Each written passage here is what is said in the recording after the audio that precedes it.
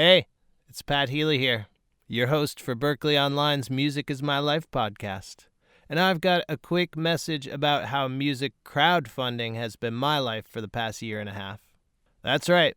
We here at Berklee Online are finally ready to unveil our latest podcast. So I urge you to immediately go visit www.theroaringcrowdfund.com. I mean, you can press pause and head over there right now, or just head over to theroaringcrowdfund.com after I finish this announcement. Whenever you get there, listen to the trailer for the Roaring Crowdfund, and then subscribe. And since you are such a loyal listener, I am hoping I can count on you to write a review for the Roaring Crowdfund. That way we can build buzz together for the Roaring Crowdfund. Have I said the name enough times? I think so. And we can all bring the artists in this 5-part series the attention that they deserve. So check it out, theroaringcrowdfund.com. Thanks. And now I present to you another artist who deserves your attention. So take note of Darlene Love. You probably know her as the singer of one of the absolute best holiday songs of the modern era. I feel like I can say that objectively. I mean, it is so good. Of course, I'm talking about Christmas, Baby, Please Come Home, which she recorded 56 years ago, in the summer. We'll get into that. And we'll also get into how she worked with the legendary producer / convicted murderer, Phil Spector, and songwriters Ellie Greenwich and Jeff Barry, and sang backup on songs for Sam Cooke, Elvis Presley, Tom Jones, Sonny and Cher, and so many more. She's one of the many artists featured in the stunning 2013 film 20 Feet from Stardom. She is also a member of the Rock and Roll Hall of Fame. But for Darlene, it all started with gospel music. I believe she's the first gospel singer we've ever had as a guest on the Music is My Life podcast. So even though she was singing gospel in the church, where her father was the pastor, she didn't initially receive the calling.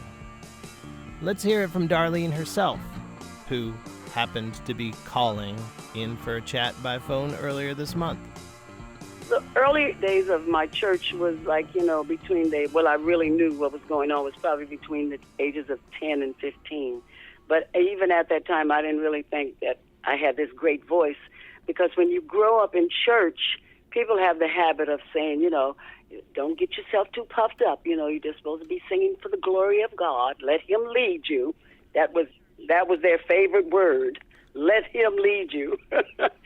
So I just kind of like, oh, well, maybe I ain't as good as people say I am, But then, as I got older, I started going to my father. Well, first of all, my father was placed in San Antonio, Texas, for 5 years, and then we returned back to California, and he didn't have a church. So a lot of my friends was going to one of the biggest Baptist churches in Los Angeles, and my father let us go over there because they had a great choir.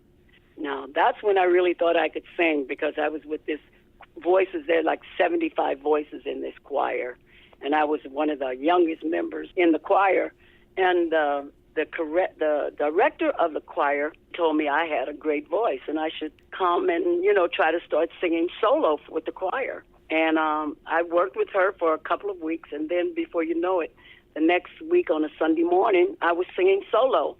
And I think that was when I realized I really do have a gift, and I need to use it. And not just in church, but God meant for me to use it everywhere. He wants his light and my light to shine all over the place. And the only way I can do that is to go out into the world and let my light so shine. And I have enjoyed it. I think that's why I really, really do it, because I believe that my voice is a gift from God and that I am supposed to use it. And, that's what I've been doing. And now during this time before you were taken aside by the choir director, were you listening to music and feeling moved by it there, or was it just something that was just part of your daily diet? Well, mostly because at home, rock and roll, rhythm and blues at the time was not allowed to be played in our house, only gospel music. And the only way I got to hear other kind of music, secular music, was to go to my girlfriend's house. and that's where we heard a lot of secular music. But my leading was actually to gospel music because I heard it over the years. I was wanted to sing like Marian Anderson, the great singer. That's who I wanted to sing like. So, and then when I figured that road to where Mahalia Jackson was a hard road. So I had to try to figure another way of implementing what I was doing. So I went to rock and roll. And that's when I really started singing because my singing was more background singing than anything. And I just loved background. And matter of fact, the group I was with, the Blossoms, we sang for everybody. Right. It didn't matter who it was, just so we were singing. Right. And that wasn't really until Phil Spector came along that I really started singing solo. Because most of the people that I was working for were stars. They didn't want to hear my lead voice. They wanted to hear my background voice, which they really did love. A lot of the people that I work with, they never treated me like a background singer. They always treated me as one of their peers that they were really happy and lucky to be having us sing on their records. So that was a great feeling. Yeah, well, take me to, I guess, from singing in church solo to singing with the Blossoms and putting that all together. Well, it came from me singing at the Baptist church I was singing at with the choir. They heard me sing a solo at church, and they asked me if I would like to be in their group because they were looking for another singer, and they thought that I would probably fit in. Well, of course, I had to ask my mother and father if I could sing in a rock and roll group. Oh, man. So was there some... And, it wasn't very hard. They said, well, okay, we want to know where she's going and what she's going to be doing, and we'd like to know y'all's parents. We'd like to talk to them and, just see what kind of girls these were that he was going to allow me to go and sing with them. So he did. My mother and father got to know their parents, and we were all really good friends by then, so I was able to go out and sing with the Blossoms. I had to call when we went out to sing. I had to call when we got where we were going, and I had to call when we were on our way back home. And they're really strict about that, and the Blossoms wanted me, so they made sure I called my parents when we got where we were going and when we were on our way home. And then, of course, our jobs just got bigger and bigger and bigger. And we would do solo projects, but they wouldn't pan out that well. So we still ended up just doing background work for everybody. So when your father and mother let you go, were you surprised that, there was no objection to the style of music you were going to be singing? They didn't have the objection. It was amazing that the church people are the ones that have the objection. The members of the church, and my father said, well, if her mother and I feel that she can do it and it's nothing wrong with it, it's all honorable. Music is music. And she's not, strip dancing or singing on on a flagpole or any of that thing. She's just singing, and enjoying it. And so if somebody who had something to say about it would be them, not the people in the church. So, which was wonderful because at first we didn't think they were going to agree to it, but they did. I think they never said this, but I think they knew that I had a gift and that one way or another I was going to use it. So I think they figured they should just be in the middle of this to help me and lead me. You know what I'm saying? Right. Because I was only like 15 years old. Wow. And I really didn't start being able to do it full time until I graduated from high school. Right. So now, did you think to yourself, oh man, all this time I could have been listening to rhythm and blues and rock and roll in the house? Or... No, I never even thought about it because I knew, back in those days, we're talking about in the 40s and the 50s, parents had a little more, they were more strict over their children. And we kind of obeyed what they said to do. Because we know hellfire was going to be coming down if we didn't. Right. And so, no, you know what? I really didn't miss it. What I did hear, from my girlfriend's house, we enjoyed that. And I just enjoyed, when I couldn't sing it, I didn't sing it. But once I was able to sing it, I didn't think I had missed anything. I think I just enjoyed it, enjoyed the time. And as I got older and left home, got married, and I was really out on my own. But I think the protection of my parents helped me a lot, to see the woes and mistakes and everything entertainers can make. I think that helped me a lot. So I didn't have any trouble with it. I loved the rock and roll. I love rhythm and blues, but my first choice today is gospel music. What was your first gig with the Blossoms that made you realize that this was something really serious? Our first recording session was with James Dean. The James Dean? He sang? Yes. What was that? Oh, not James Dean, the actor, Jimmy. Okay, like Big Bad John. Yes, Okay. that James. Yeah. I was gonna say, geez, this is something I never knew. And me either. Yeah. No, that was our first gig, and we were so nervous because we had never sang before, and the guy that was leading us, he was actually our coach, our vocal coach, and he was also an arranger. So he was the one that got us the job to sing with him. Mm-hmm. And we were nervous. He was nervous. It was his first session and ours. Wow. And, and then I went, after we got into maybe an hour into the session, the fear kind of left. And the fear kind of left him too.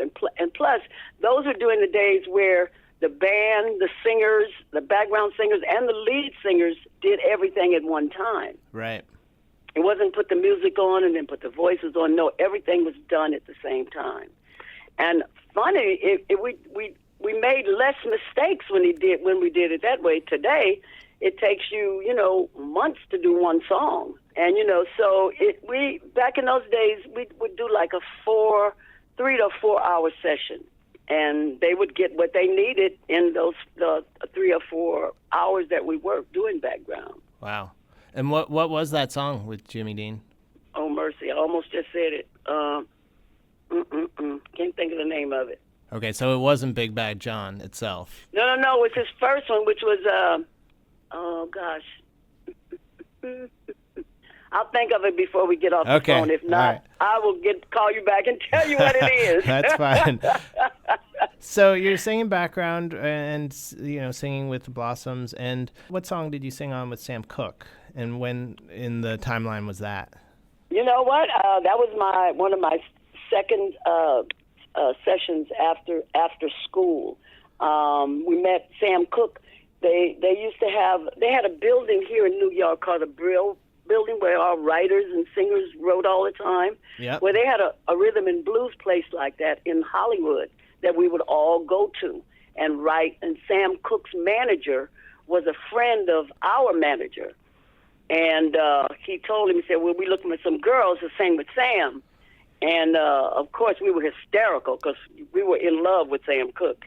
And the first session we did with Sam was Everybody Likes the Cha-Cha-Cha. Oh, wow. That's and awesome. Then we did Chain Gang, which nobody knows there's women on. Yeah. But our voices are on that record. It's just that we sweetened a lot of records. Right. When they say sweetened, in other words, put a little more into it than was already on there. Right. So those are the two records we did with Sam. What was this Brill Building West called? I'd never heard of that.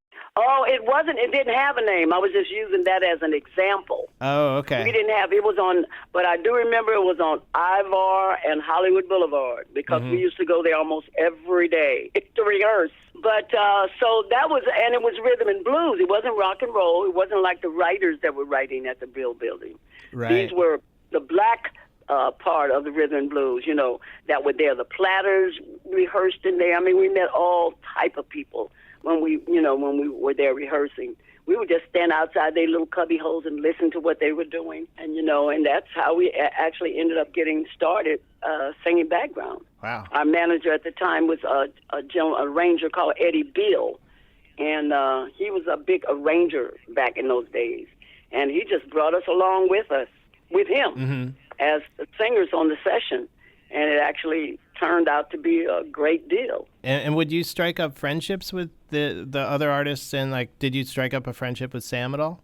Oh, we did. We did a lot of, we got to be very friendly with him, because we were all in the same game. And Sam was one of the first black people to do Shindig, the television show I was doing. Yeah. Back in 1964, 65. So when I say we got to know him, we didn't hang out, we didn't go to parties together, and nothing like that. But like when we were in the recording studio, we were friends. We'd sit around, we'd go to lunch together, those kind of things. So it's not like, because I remember when we spoke last and we talked about Phil Spector, you definitely weren't shocked with what he ended up doing later. But I just wonder with Sam's character, it seems like that would have been more shocking. Well, Sam loved women, all kind. And we used to tell Sam, and this is very funny because we told him one time, said, man, you better stop fooling around with all these crazy women. One of these days you're going to lose your life. I mean, this was not a prophecy, but it's really amazing what actually happened to him, how he actually ended up dying. Yeah. My prophecy on Phil was like, because of the way he acted with guns. He always had guns in the studio, and he was always putting them in his pocket and taking them out and flipping them around and all those kind of things. And I was the only one that would leave the session because I said, listen, if he going to shoot somebody, it ain't going to be me. And guns don't shoot. People shoot. Right. And, I just think it was stupid and dangerous to be in a recording studio. We had like 15, 20 musicians in the studio while he was doing this. If the gun would have dropped and went off, guess what? So I was never, if he had a gun, I would make him take it out the car, take it out of the studio, remove the gun, or I'm going to remove myself. That was the only way I would record with him. And finally, he just stopped bringing him to our sessions. I don't know what he did with other people. I've heard, but, I wasn't going to be shot because somebody was being stupid. Right. Right. So let's talk about when you started working with him. So you'd been doing the Blossoms for a number of years, and then how did he come to learn of you? He had a partner, Lester Seal, who was living in Los Angeles at the time. We didn't know. We did a lot of sessions for him. He was a record producer, too. But none of his records were as famous as the ones that he did with Phil Spector. We forget the ones that weren't hits, and I'm sure they do, too, which were a lot of those. Matter of fact, it was a lot more than failures than they were hits. Right. And, but that didn't stop them from trying. And Phil was rushing to get to New York to record He's a Rebel. And I tell the people, there's a very simple story. I know people have tried to make it bigger than or more gigantic than it really was. The Crystals were 13 and 14 years of age, and their parents wouldn't allow them to come to to come to Los Angeles. So the Blossoms were there, and Lester introduced us to Phil and said, well, I think Darlene can do it. And I said, sure, I can do it, but you got to pay me. And that's how I got involved with him, just because we were a lot of good things came our way because we were great session singers. And that's how we met Phil, because we had been doing background, about 4 or 5 years before I met Phil. So we were really ingrained into it by then. We knew the pitfalls and everything else. So him coming along wasn't a shock of like, okay, so you Phil Spector, so what? What do you want us to do? Yeah, I guess, well, when did you become... not jaded, but when did you become not afraid of these bigger personalities? Who? You. I mean, like you worked with Elvis and the Beach Boys. Oh yeah, but you know what? I wasn't afraid anymore. I mean, by then we had worked with Lou Adler, who had the Beach Boys and the Mamas and the Papas, and so I mean we're used to being around all these people. There were times like being around Elvis was like, wow, whoa, look, we're working for Elvis Presley, Yeah. That kind of thing. So that kind of thing that we started in the early days soon left us because of all the people we were working with. I mean, we were working with the biggest stars of the day. Mm-hmm. We got to meet like the Beach Boys because of Phil Spector. I mean, because he was making friends with everybody. That means we were making friends with him too, because we were all in the recording sessions at the same time. And by then I had met Dionne Warwick. So. Then I worked with Tom Jones. So, the idea of, being afraid anymore soon left after the first couple of years because of all the people we were so early in our background career we worked with. Right. So when you were working like that, were you doing like 10-hour days every day in the studio, or what was the schedule? Just about. We some sessions started at 10 o'clock in the morning, and our last session might be at, say, 4 or 5 o'clock in the evening, which means that we might stay out until 2 or 3 o'clock in the morning, depending on what record producer we were working with. Matter of fact, the reason why we stopped doing sessions on Saturdays and Sundays, we just had to have the time off because we had no time. You know, we never got any rest. So we started turning people on to other black singers that we knew were good background singers. And it kind of helped us a little bit, but people would wait for us. They said, well, if you can't make it, you know, next week, how about the week after that? Right. No matter who we sent to them. Sometimes they couldn't wait, you know, so they had to use other people.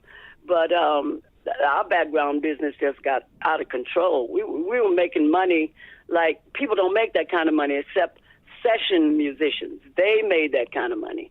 It's just that we weren't able to do more than 5 or 6 hours at the most a day when we worked.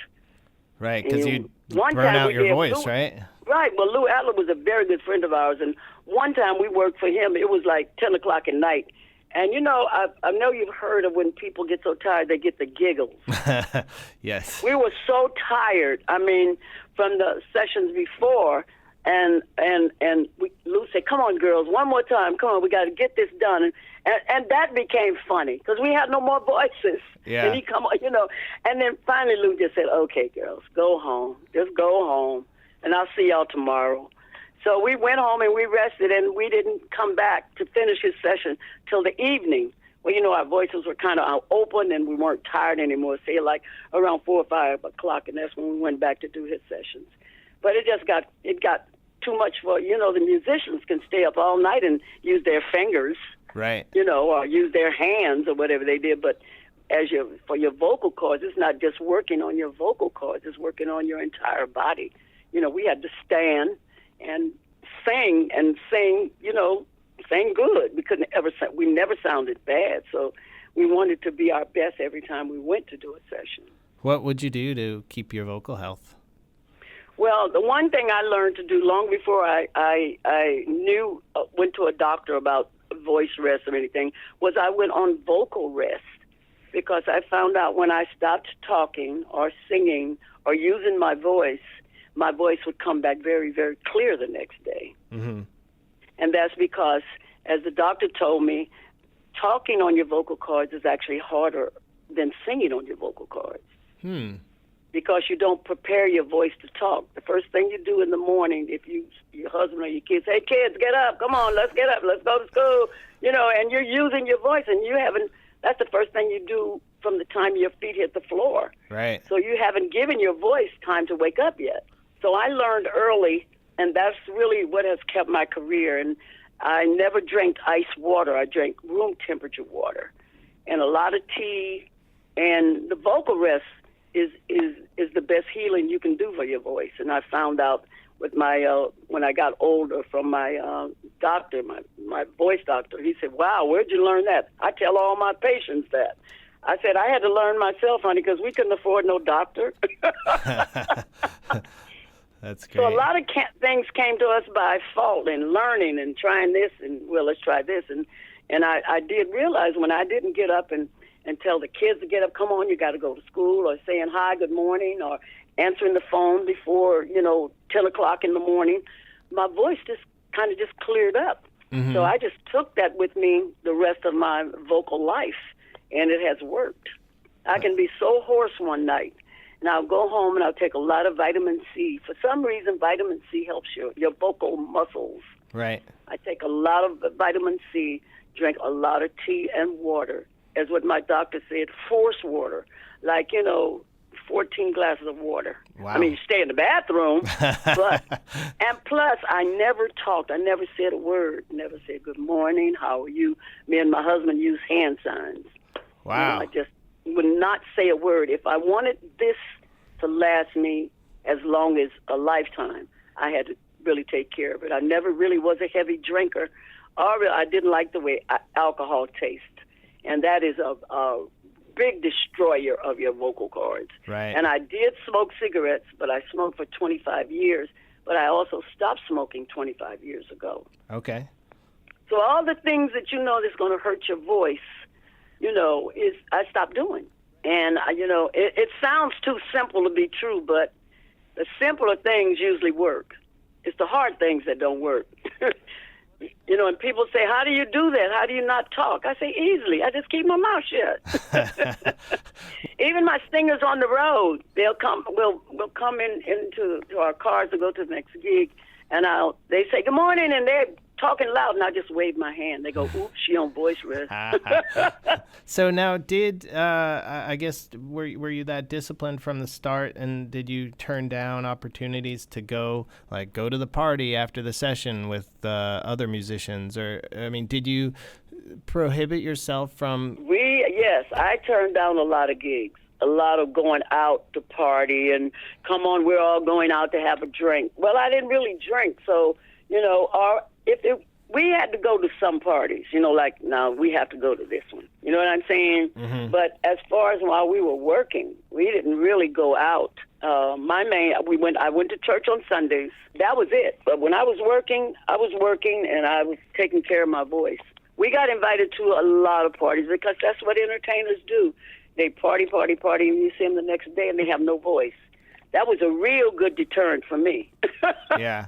Who did you see have that happen to them? Well, probably would probably be a lot more that I saw actually later in life when I was working on Broadway, doing 8 shows a week. And I think in 3 years, I missed 3 shows. Nice. Where everybody else wouldn't come in because they couldn't come on this week, or they couldn't come on today because they didn't have any voice. It was always something, because every night they were always going out. I used to say, okay, you didn't have no voice tomorrow. Earlier, you were talking about, He's a Rebel being made into a bigger deal than it was. And I think in the movie, in 23 from Stardom even, it made it seem like you weren't aware that it would be credited to the Crystals. But you knew that from the get-go. No, I knew that from the jump. I was hired as a background singer to sing that song. Right. I said I didn't make a big deal about it because I didn't like the song. Oh, really? That was the deal. I said, and this is what's so great about this song. I don't like it, but I'm going to sing it because he's paying me $3,000. Okay. And all the songs that I really loved did nothing. Huh. So I just stopped trying to say what is what and just let it handle itself. Right. Well, did you love Baby Please Come Home when you first heard that? I bet you did. When I first heard it. And I heard it when we were recording the Christmas album, and then Ellie and Jeff had written this song, and they were a little leery of putting out a brand new Christmas song. It wasn't like Marshmallow World or Silent, not any of those. This was brand spanking new, and I was like, I don't know about doing a song that's not already Christmas. But Phil was determined. He said, it's a great song. You got to hear it. And they actually played the song for me over the phone. Wow. From New York. And it wasn't nothing on it. It was just a demo. Ellie singing and Jeff playing, and so it was a demo, so you really couldn't feel what it was all about. But once I heard the song, I said, wow, this is great. I thought it from the time I heard it, and I really heard it good before I recorded it. I thought it was going to be a great song. Yeah, and was that, I think the rumor out there that was that Ronnie was going to sing that one initially, but she couldn't bring it quite the way you could, or is that just... I don't know where that came from. I have no idea. I didn't know that until I started hearing people ask me that question. Wasn't this song written for Ronnie? Yeah. I don't know. Maybe it was, but I listened to it on telephone, and we went in and recorded it. So right. I don't know, unless they said they were going to write a song for her, and that was it. But that's the only way I can figure that started, because I never heard it from Phil or heard it from Ellie or Jeff, Right. It's the danger of that Wikipedia website. That's right. A lot of that stuff is, and I even tried to correct stuff on it, but it ain't people gonna believe what they want to believe, and I said, listen, let them write what they want to write. Let people believe it. It ain't hurting me. Yeah. So I remember the last time we spoke, when we spoke about Baby Please Come Home, where you were recording it in the dead of summer, right? Yeah. 100. It was a heat wave going on. It was in August. It was about 103, 105 degrees. It was crazy. Oh, man. And here we are in the recording studio recording Christmas songs. What would you do to get in the mood? Well, Phil made it so cold, we actually had to keep sweaters on in the room. It was so cold. Oh, wow. And it didn't take long to really get into the mood of singing Christmas songs because they're so joyful. Mm-hmm. And Christmas songs are so full of life. Those songs, when you talk about Christmas, you think about life. And when you start singing "Christmas Baby Please Come Home," it can be during a time of a loved one is far away, or away for Christmas, or away from home, in the war or whatever. That song means something to everybody that hears it. So you get really joyful when you're singing those. So you would have thought it was Christmas in that recording studio, because every time we would finish doing one of the songs, everybody would be like on a high. Wow, that was great. And when we got ready to do Christmas Baby, well, you want to talk about joy, joy, joy, and then think about that song was recorded over 50 years ago. Well, tell me about, getting in the right zone to feel like Christmas, but how about the right headspace emotionally and to really bring that out? Because that's maybe one of the most convincing deliveries of the 20th century in that song right there, where you're just belting it out and you get, I get goosebumps. Everyone I know gets goosebumps. Do you still get goosebumps when you hear it and when you sing it? I do, and I wish I could sing it all year, but I tell my audience all the time, and if I sung it all year, you guys wouldn't feel what you do when you hear me sing it at Christmas time. Then they finally say, okay. Right. And then when I sing it at Christmas time, I have so much joy singing that song. Okay, number one, it was written for me. And number two, it's still today one of the biggest selling Christmas songs on the planet. All over the world. Yeah. Which is amazing to me that I produced something with a producer and with singers and instruments and made a song that great. Only great songs last that long. And then this is a Christmas song. So you have to wait until November. Maybe a few songs start in October.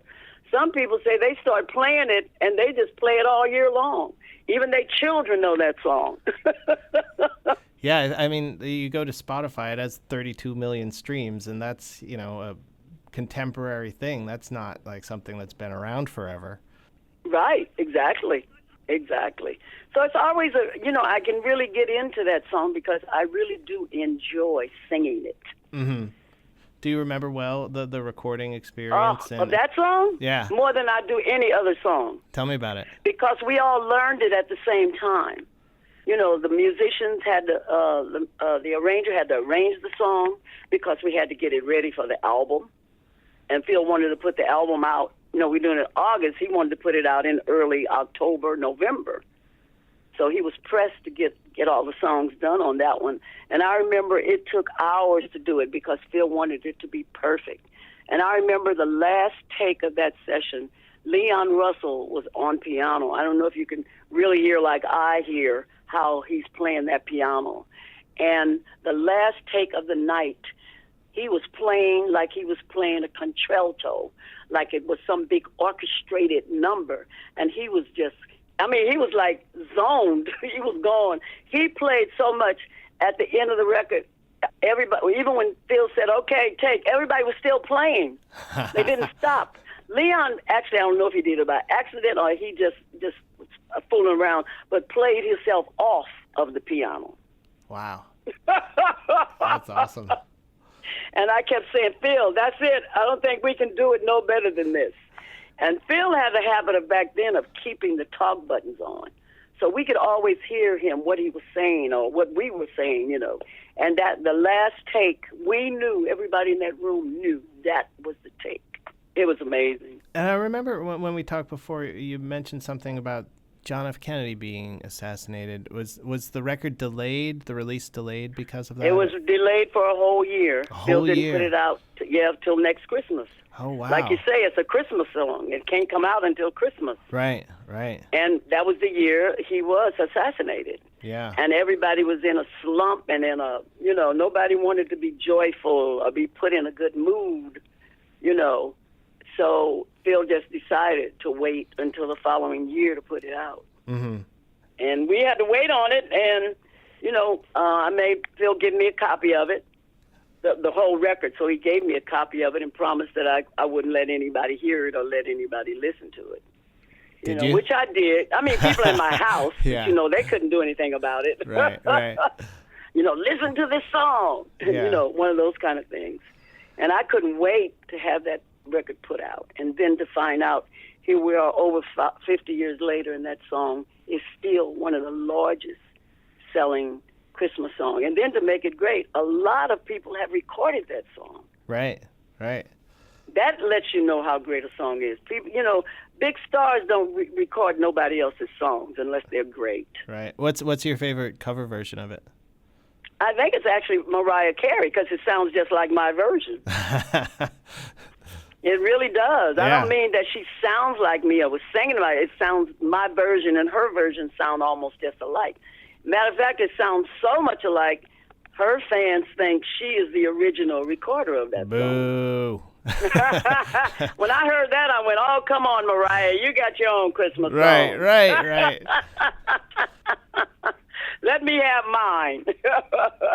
So let's talk a little bit about, in the movie 20 Feet from Stardom, which I saw since we spoke last, a lot is made about the difficulty with Phil Spector and how, you were set to begin your solo career, and then explain the details of that again. He bought out your contract, or? I was saying when my contract was over with Phil, I went and started singing, recording, signed a contract with Philadelphia International. Right. And his lawyer and my lawyer, Phil Spector's lawyer, and International, Philly International had the same lawyer. Yeah. And they sold my contract back to Phil Spector. Now, did he do that as a power play just to keep you under contract? That's the only thing I could think of. I can't think of no other reason. That is heartbreaking. And I know, and it's so heartbreaking when people see 20 Feet from Stardom. Right. I've seen people actually get mad and cry. Oh, yeah. I was in tears. It's not and, fair. That's exactly how I felt, too. Yeah. And I just figured, you know what? My recording days are over. You got it. I'm going back to background singing. Mm-hmm. Because I'm not going to go through this for another 4 or 5 years. Right. And all the time I was signed to him, I recorded one song. And that I didn't even like that song. I thought it was a mess. It was called Lord, If You're a Woman. Okay. I think that's the last. Yeah, I know that was the last song I recorded for him.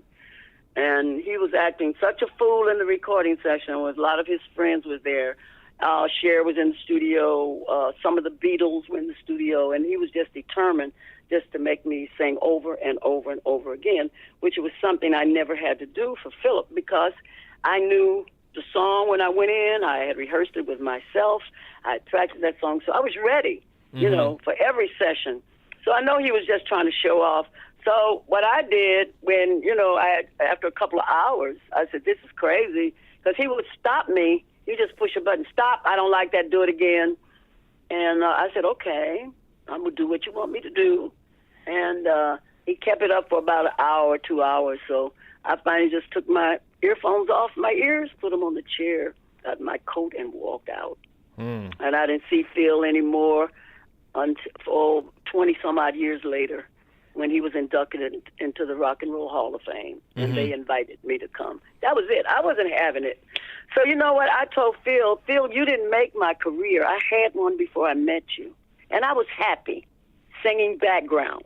So he couldn't stop me from singing background, even though he tried.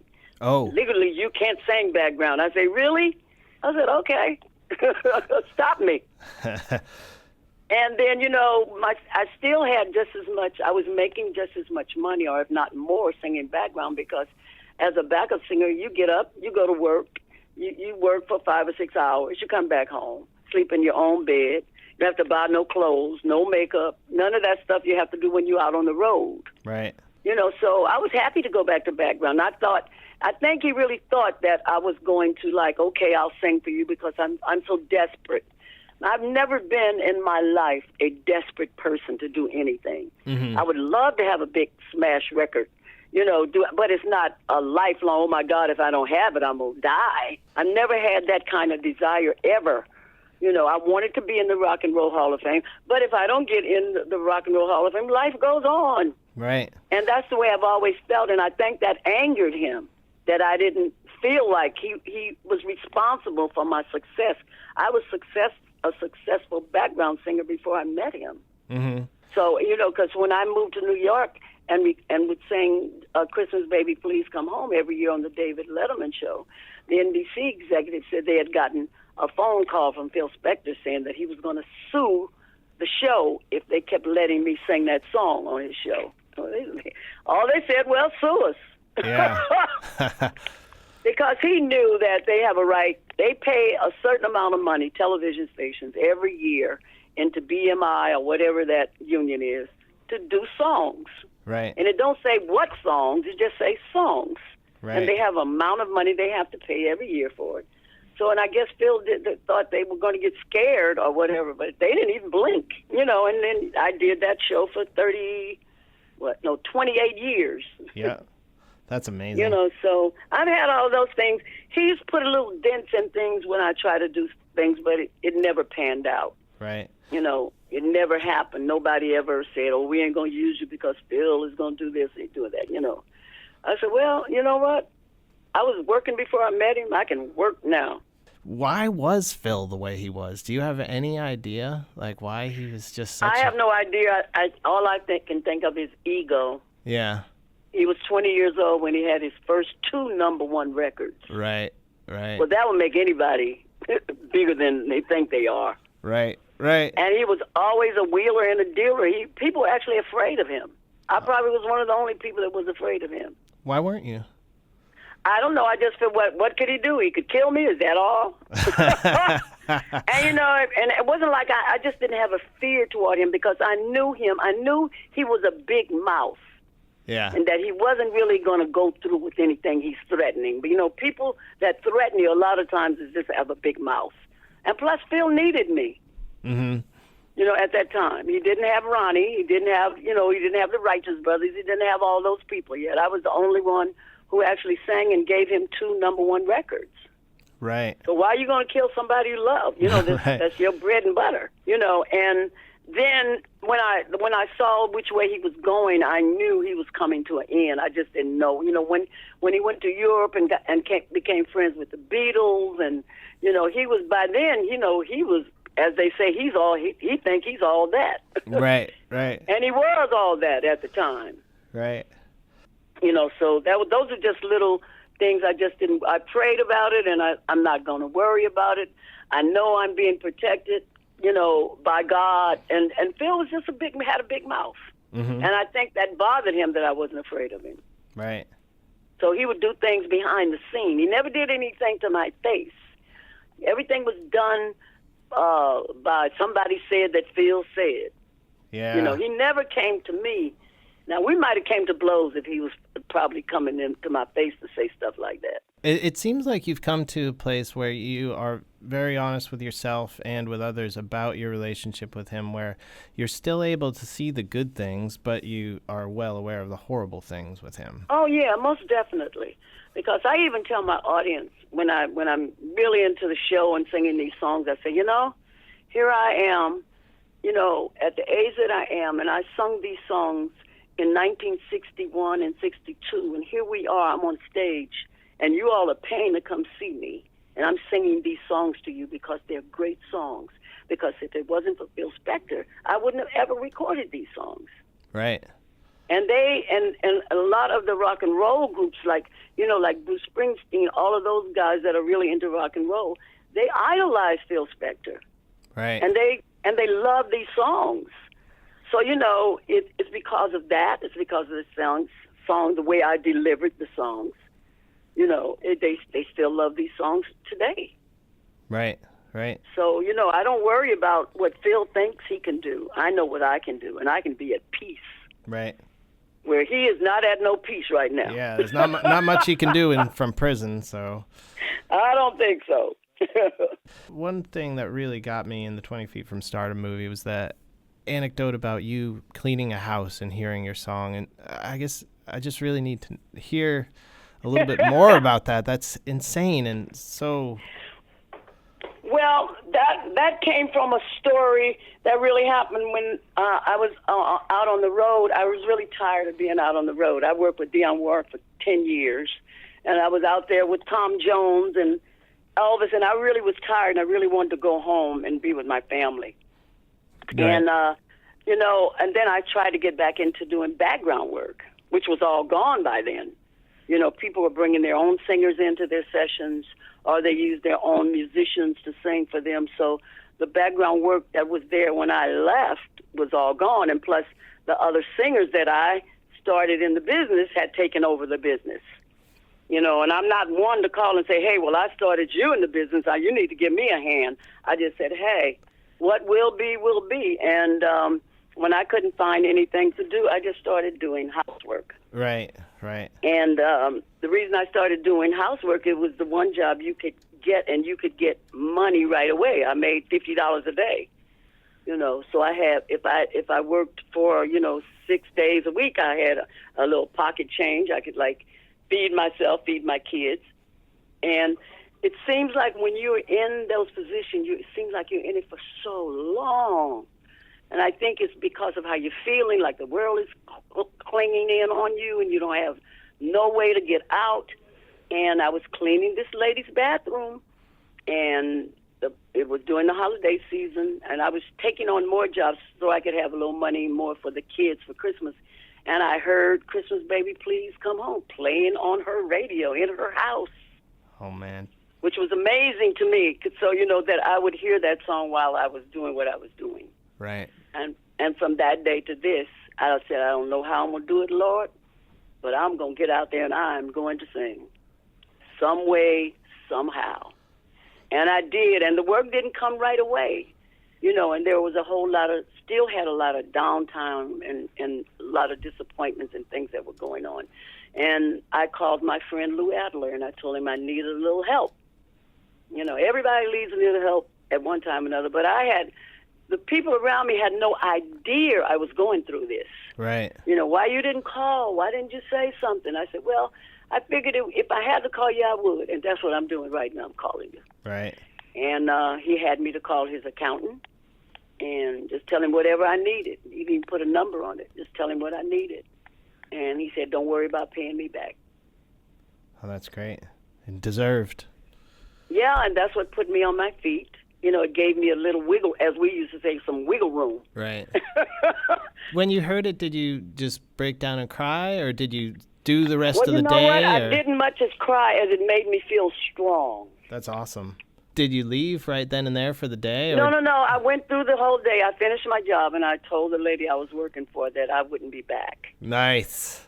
Not one on that. She didn't know who I was either. You have to know that. Right. And then she didn't want to know why. I said, well, I just have something else to do. I'm sorry. And, this is all the notice I can give you that I'm leaving today. And they can't sue you. They can't do nothing. You ain't got no contract, nothing.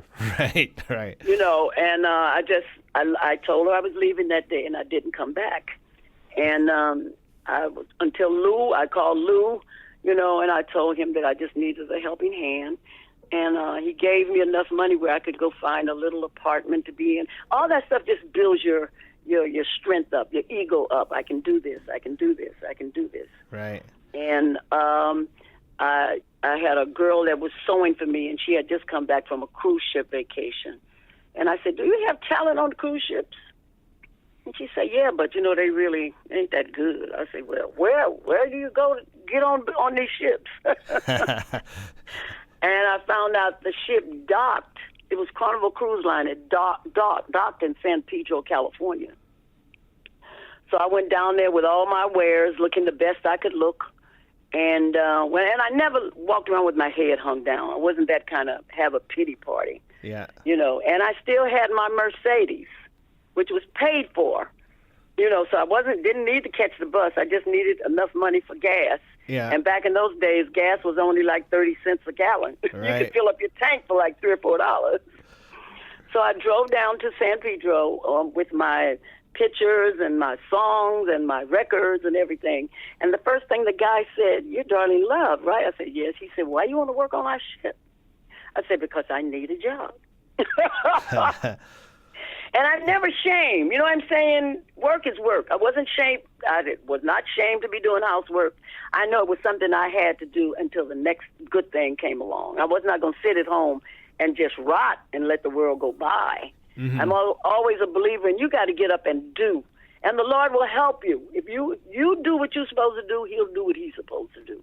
And there was no reason to go down to that ship because nobody has ever gotten on a cruise ship like that. Did you do it? Yeah, I did it. They hired me right on the spot. Nice.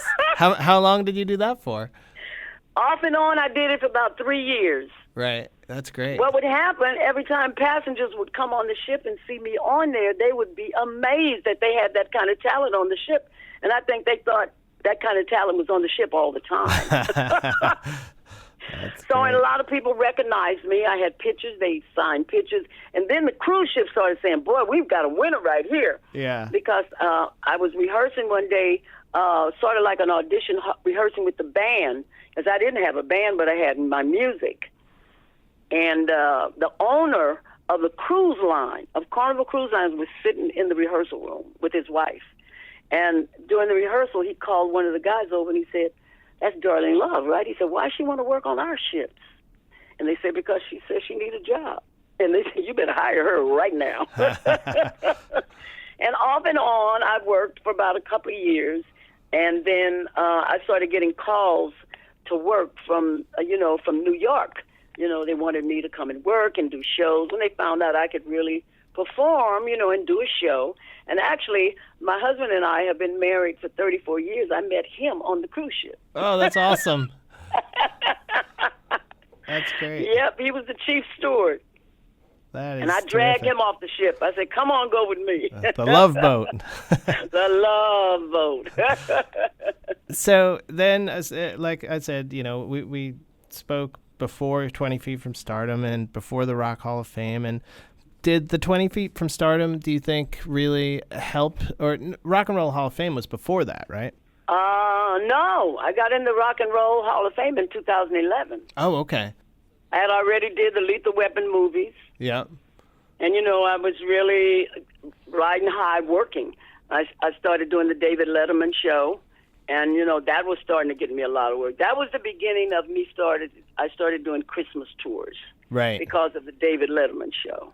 Because people would see me sing, and they would see that I was stealing great voice. And, first they started off 3 or 4 Christmas shows, and they were just like either here in New York or in New Jersey. And now it's somewhere between 20 and 30. Right. That's great. That's terrific. Yeah.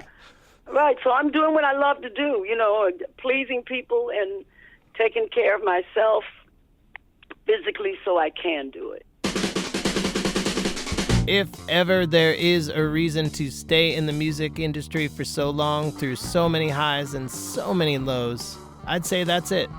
Doing what you love to do, pleasing people, and taking care of yourself so you can please people and do what you love. Darlene Love has many opportunities to please people throughout December.